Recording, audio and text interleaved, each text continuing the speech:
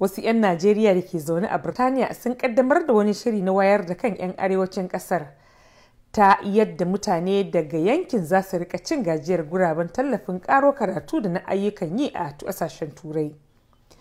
Jagoran kungiyar Northern Awareness Movement, Amir Bagwanje, ya shaidawa muryar Amurka dalilinsu na kaddamar da wannan shiri. Kamar yadda muka zauna muka tattauna a junan mummunan da muke 'yan arewa mazauna Ingila. Mun dade a nan muna zaune muna ganin rayuwa. Duk shekara za ka ga yara suna zuwa nan Ingila da sauran ƙasashen duniya karatu a fanni daban-daban. Amma abin takaici shine za ka ga kaso mai yawa na cikin wannan yaran za ka gansu daga kudancin Najeriya ne, za ka ga babu mutanen arewa da yawa a ciki.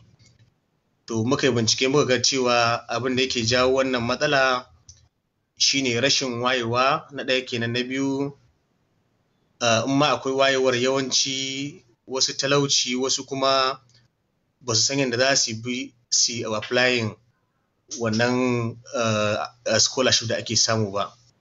To shi ne muka ce ya kamata mu tashi mu hoɓɓasa wajen wayar da kan al'umma akan cewa akwai fa damammaki suna nan da yawa, shekara ana fidda su, mutane daban-daban daga duniya suna amfana, amma mutanen mu suna gefe guda ba su ma san ana yi ba gaskiya. Kuma kamar yadda kowa ya sani, ilimi shine ke jagorancin al'umma. Amma abin takaici da bakin ciki shine za ga mu arewa har yanzu kamar dai ba mu ba ilimi muhimmancin da ya kamata a ce mun bashi ba gaskiya.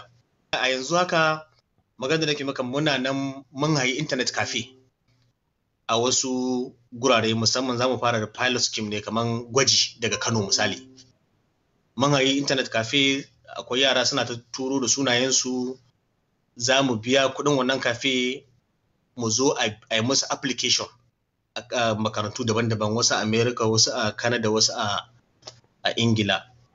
Za mu biya a yi komai da komai, insha Allah wanda ya nasara shi kaga shi kenan mun ji daɗi. A cikin mutum yanzu haka muna da application ya kai 100. To a ciki ko da mutum 5 muka samu suka nasara, ai kaga an rage wani abu. Tafiyar ta fara daga nan ne Ingila.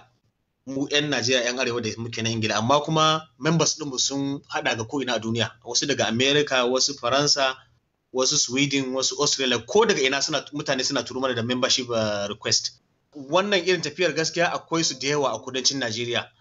Wannan shi sa suka mana fintinkau ta fuskar ilimi. Za ga a gurare da dama ma a kudu za ka ga gwamnatocinsu ne suke ɗaukar ɗawainiyar wannan abubuwan.